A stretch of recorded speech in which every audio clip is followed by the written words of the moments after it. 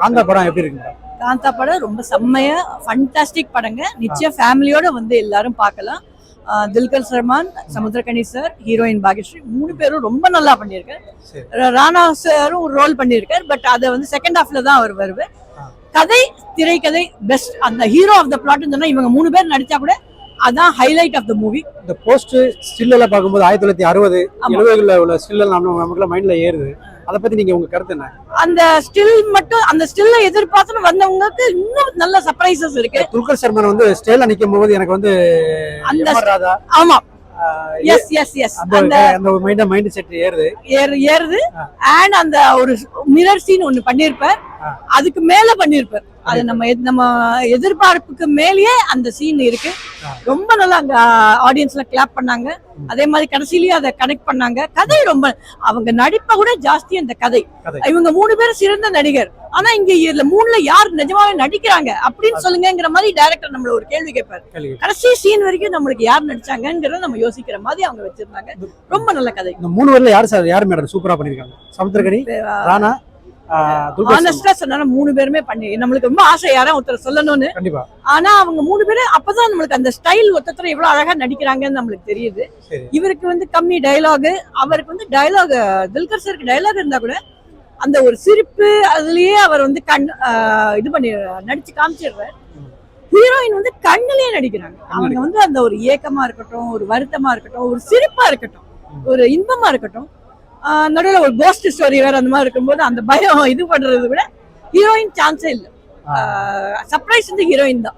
அவங்க இவ்வளவு நல்லா நடிப்பாங்கன்னு நான் எதிர்பார்க்கல. ரொம்ப நல்லா சமுத்திரகனி சூப்பரா கலக்கிருக்காங்கன்னு சொல்றாங்க. அவரோட கேரக்டர் வந்து சமுத்திரகனி இந்த மாதிரி படம் அவர் நிறைய நல்ல ரோல் பண்ணியிருக்காரு.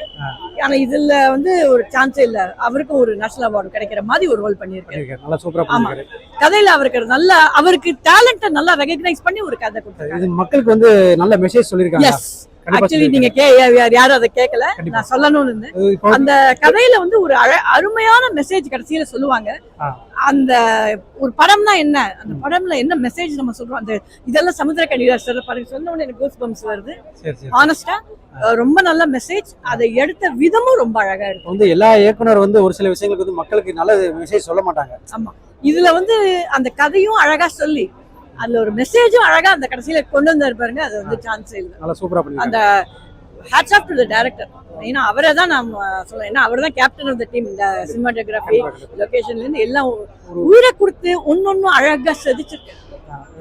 மியூசிக் எப்படி பண்ணிருக்காங்க? மியூசிக் பிஜிஎம் ரொம்ப நல்லா இருந்தது. அதுக்கு கதைக்கு ஏத்தாப்புல இருந்தது.